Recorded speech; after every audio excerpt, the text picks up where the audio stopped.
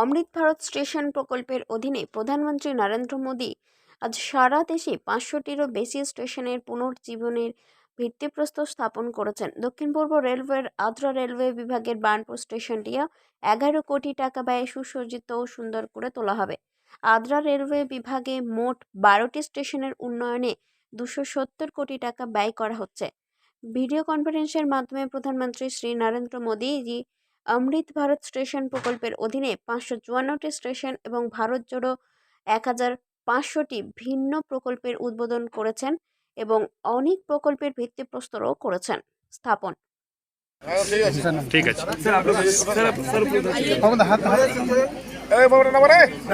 Sir, इनको sir पीछे आ जाइए आप, थोड़ा सा हम लोग के पीछे। हाँ ঠিক আছে তো? হলো হলো, কি করছো তুমি? আমাকে মুড়ি দিচ্ছ। भारत माता की, একটু পিছনে করে হাত।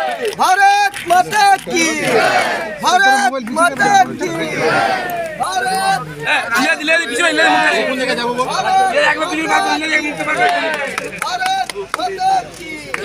দিদি এক মিনিট, দিদি আমি একটু পেছনে করে নি সবাই মিলে, বেশি না স্পেশালি তো হবে পেছনে পেছনে বাবা লেখাটা তো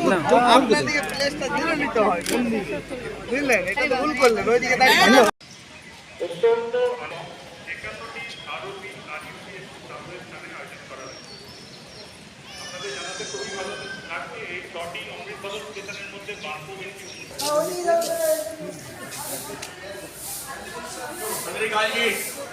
ঠিক নাই।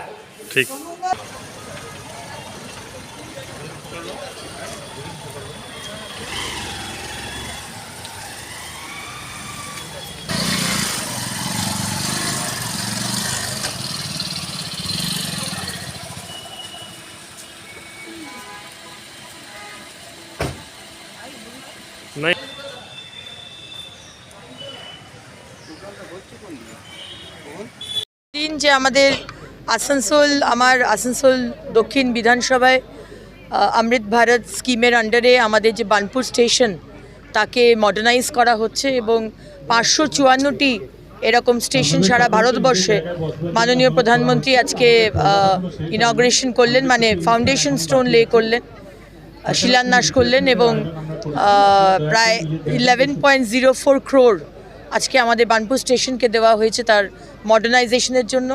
সমস্ত স্টেশনের যে প্ল্যাটফর্ম সেখানে শেড হবে, আমাদের দিব্যাং যে হ্যান্ডিক্যাপড আমাদের সন্তানরা যারা রয়েছেন, মানুষরা যারা রয়েছেন তাদের জন্য আলাদা রকম ব্যবস্থা, টয়লেটস, ক্যাফেটেরিয়া, সব রকম সুবিধে মানুষের সেটার ব্যবস্থা করা হচ্ছে। সামনে বিশাল পার্কিং এবং বিশাল সুন্দরভাবে বিউটিফিকেশন, অন্যরকমভাবে সারা ভারতবর্ষে রেলওয়েকে সাজানো হচ্ছে।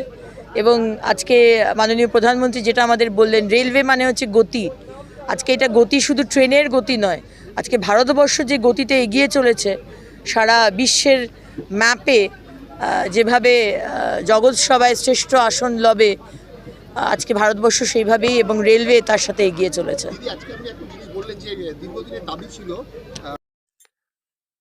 বার্নপুর থেকে সঞ্জয় যাদবের রিপোর্ট, 99 নিউজ বাংলা।